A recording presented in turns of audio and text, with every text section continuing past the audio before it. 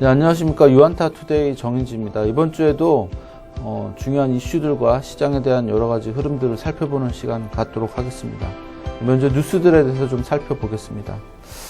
먼저 제일 중요한 뉴스가 미국 대선에 관련될 거라고 보이는데, 그 미국 정치 전문 웹사이트 리얼 클리어 폴리틱스라는 데서 지난달 24일부터 이달 9일까지 미국 내에서 그 대선 후보 지지율 여론조사를 종합해 보면 바이든이 51.9%, 트럼프가 42.1%로 9.8%포인트 앞서고 있습니다. 이 단체 분석에 따르면 지지율 격차는 지난달 30일과 비교했을 때 3%포인트 더 넓게 벌어졌다라고 하고 있고요. 이에 대해서는 TV 1차 토론에 대한 문제들, 그 다음에 트럼프 대통령이 코로나19에 걸린 문제들, 또 그 이후에 나타났던 여러 가지 돌발 행동들이 이 지지율 격차를 벌리고 있는 것 같습니다. 지금 지지율 격차가 벌어지는 게 이제 중요한 이유는 뭐냐면, 그 미국이 대선 끝나고 나면 트럼프 대통령이 우편 투표에 대해서 지금 여러 가지 문제 제기를 하겠다라고 벼르고 있는 상황이라서 격차 확실히 벌어지고 당일 선거에서 바이든 후보가 이기는 모습이 나와야지 선거 이후에 어떤 불협화음이 좀 제한되고요. 만약에 우편 투표까지 합쳐서는 바이든이 이겼는데 당일 투표에서는 트럼프가 이겼다 이런 식으로 나오면 일이 좀 복잡해질 수 있습니다. 그래서 어쨌든 바이든 후보가 이제 앞서가고 있는 건 맞는데 조금 더 확실하게 당일날 선거에서 좀 우세한 모습을 보여주는 것이 중요하다라고 좀 설명드릴 수 있겠고요. 그다음 이제 트럼프 대통령이 그다음에 5차 부양책에 대한 수정안을 제출했습니다. 1조 8천억 달러로 제시를 했고요. 기존에 1조 6천억보다 2천억 정도 늘어난 수치고, 근데 민주당에서 2조 2천억 달러를 얘기를 하고 있죠. 그래서 뭔가 통큰 제안을 했다라고 얘기를 하긴 하는데, 세부적인 사항에 있어서는 아직까지도 협상의 여지가 타결해야 될 일들이 되게 많고요. 예를 들면 이제 주당 민주당 600달러를 실업 보조금을 줘야 된다 이러고, 트럼프는 여전히 400달러 주장하고 있고요. 이렇게 합의가 되더라도 또 공화당에서 이제 통과를 해야 되는데, 상원에서 공화당 원내 상원 대표는 앞으로 3주 안에 부양안이 타결이 되긴 어려울 것 같다 이렇게 밝힌 상황입니다. 그래서 미국은 어쨌든 지금 부양책으로 인해서 경제가 그런 대로 회복이 되고 있기 때문에 이 이슈는 단기적으로는 굉장히 중요한 이슈라 볼 수 있겠고요. 대선 이후에라도 부양책에 대한 합의가 나오면 그거는 상승에 대한 재료가 될 수 있을 것 같습니다. 마지막으로 이제 그 대선 정책에 관한 문제인데, 그 대선 우리 트럼프 대통령이 과거에 무역 분쟁으로 이제 유명한 거죠. 관세를 올려서 무역의 불균형을 해소하겠다라고 했었는데, 바이든도 크게 다르지 않을 거다라는 얘기들이 계속 나오고 있습니다. 그래서 누가 대권을 잡더라도 자국 우선주의의 대외 경제 기조는 바뀌지 않을 거다라고 얘기하고요. 그리고 일자리 보호는 민주당도 트럼프 정부 못지않게 강경한 기조를 유지를 하고 있습니다. 그래서 외국 기업을 견제하기 위한 수입 규제나 미중 무역 분쟁은 바이든이 혹시 당선이 되더라도 그 이후에도 사실 계속될 가능성이 좀 높다라고 볼 수 있겠고요. 특히 바이든 후보가 집권하면 파리 기후 협약에 다시 가입하고 탄소 조정세를 부과하는 등의 친환경 정책을 밀어붙이면서 새로운 무역 분쟁을 낳을 수 있다라고 얘기를 하고 있습니다.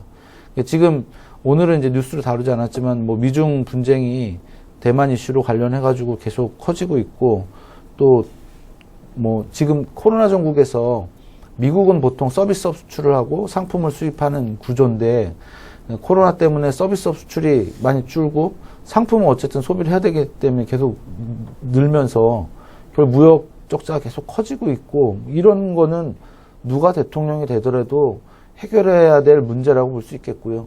미국은 어쨌든 이런 이슈로 인해서 당분간은 이제 코로나가 진행이 되는 동안도 그렇고 끝나면 좀 본격적으로 중국과의 어떤 경제적인 분쟁이 나타날 가능성이 높다, 이런 말씀 좀 드리고 싶고요. 그 다음 코로나 얘기입니다. 또 독일의 메르켈 총리가 그 신종 코로나 확산이 되게 악화될 경우에는 더 강력한 조치를 취하겠다라고 선언을 했고요. 그 11개 대도시 시장들과 회의를 하고 나서 뭐 10만 명당 50명을 넘어서면 뭐 이런 조치를 취하기로 했다라고 발표했는데 지금 이제 독일뿐만 아니라 뭐 이탈리아, 영국 등 유럽에서도 확진자 계속 증가하고 있고 WHO에서는 지난 9일 일간 신규 확진자가 35만 7,660명으로 사상 최고치를 기록했다라고 하고 있습니다. 지금 날씨가 이제 추워지면서 다시 코로나 유행이 좀 나타날 것 같은데요. 사실 이제 유행이 나타나는 게 뭐 좋은 일은 당연히 아니겠지만 이미 한번 좀 겪은 일이기 때문에 사실 이거 자체가 시장에 큰 충격이 될 거라고 생각은 안 하고요. 오히려 사실은 이게 코로나 극복된 다음이 더 문제일 것 같다라는 생각이 듭니다. 왜냐하면은 코로나로 인해서 지금 각국에서 보조금을 막 주고 있는데 코로나가 끝나면 어떤 보조금을 지급해야 될 명분이 사라지고 또 그리고 났을 때 코로나 이후에 경기가 그전처럼 자생적으로 이렇게 회복될 수 있겠냐 이런 거에 대해서도 좀 걱정이 되기 때문에 최근에 연준에서 계속 뭐 재정 정책이 필요하다라고 얘기를 하는 이유도 사실 이런 부분에 있다라고 생각이 됩니다. 그래서 자생적인 어떤 경기 회복이라는 게 가능한지 그 부분을 좀 중장기적으로 살펴봐야 되겠다라고 생각이 되고요. 경제 지표에 대해서 좀 말씀드리겠습니다. 그럼 이제 경제 지표에 대해서 말씀드리겠습니다. 지난주 이제 월요일이었죠. 10월 5일 날 ISM 제조업 서비스업 지수가 발표됐는데 예상치는 56.2였습니다. 56.2였는데 예상치를 좀 상회하는 숫자가 나왔고요. 57.8이 나왔고요. 그래서 서비스업 상황은 뭐 생각보다는 뭐 나쁘지 않다라고 보이는데 아까도 말씀드렸지만 굉장히 높은 수준이죠. 이전에 어떤 경기가 호황일 때 수준까지 올라왔는데 지금 이런 게 지금 사실은 제가 볼 때는 보조금 효과가 아니겠냐 이렇게 생각이 됩니다. 지금 연준에서 이렇게 경기를 걱정하고 있는데 ISM 제조업 지수가 뭐 과거 역사적 고점대 수준에 왔다. 이게 좀 앞뒤가 안 맞는 말이거든요. 근데 사실 이게 자생적인 경기 회복으로 이렇게 된 거냐 아니면 보조금의 효과냐 이런 부분이 사실은 조금 더 이제 걱정스러운 부분이고요. 아까도 말씀드렸지만 또 미국 무역 수지가 굉장히 적자를 보였습니다. 지금 원래 662억 달러 적자를 예상을 했는데 671억 달러 적자를 기록을 했습니다. 그래서 적자 폭이 굉장히 이제 커지고 있는 모습을 보실 수가 있겠고요.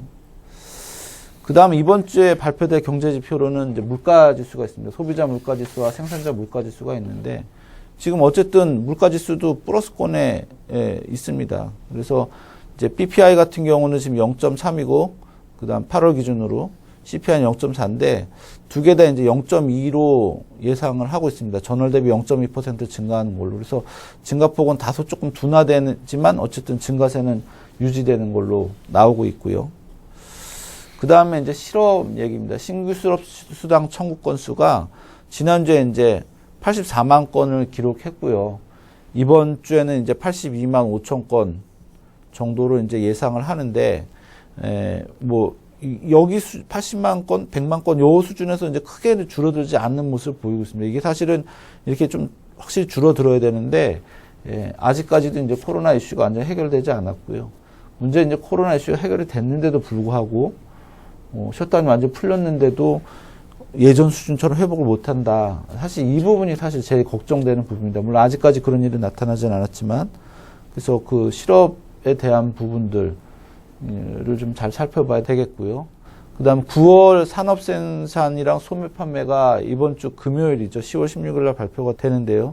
지금 소매 판매는 전월 대비 0.6% 8월 기준으로 산업생산이 0.36%고 조금씩 증가할 거로 예상을 하고 있습니다. 산업생산은 이제 소매 판매 0.8% 정도 증가하는 걸로, 그 다음에 소매 판매 0.6% 증가하는 걸로, 0.6이죠. 증가하는 걸 시장에서 예상을 하고 있습니다. 그래서 어쨌든 경기 자체로만 놓고 보면 지표들은 나쁘지 않습니다. 그래서 이런 부분들 잘 살펴보셔야 될 것 같고요. 지금 미국 경기가 이렇게 지표상으로 좋지만 정말 좋냐? 그럼 연준에서 이 지표를 볼 줄 모르냐? 그건 아니겠죠.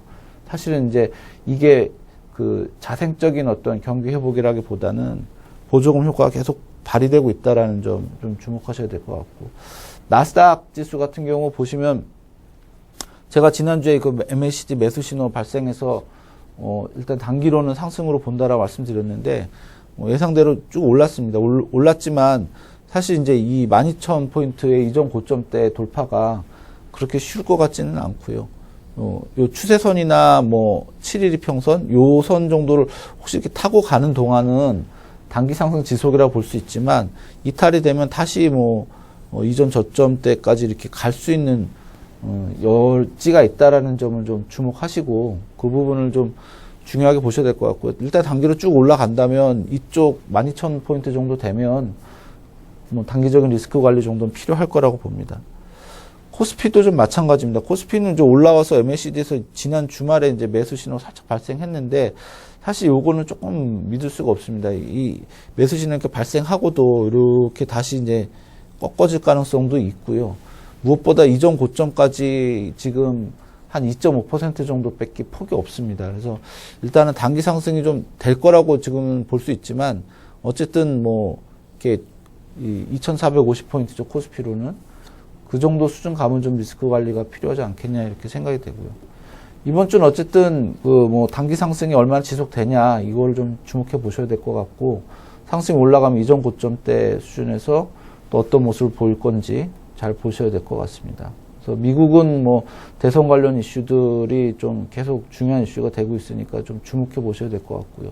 문제는 이제 대선 이후에 사실 바이든이 당선이 되더라도 미중 분쟁 이런 이슈가 계속 좀 부각될 수 있다라는 점, 그리고 대선 때 트럼프 대통령이 불복을 하냐 안 하냐 해서 불확실성이 커지냐 안 커지냐 이런 이슈들 좀 주목해서 보시면 될 것 같습니다. 예, 오늘은 여기까지 하겠습니다. 감사합니다.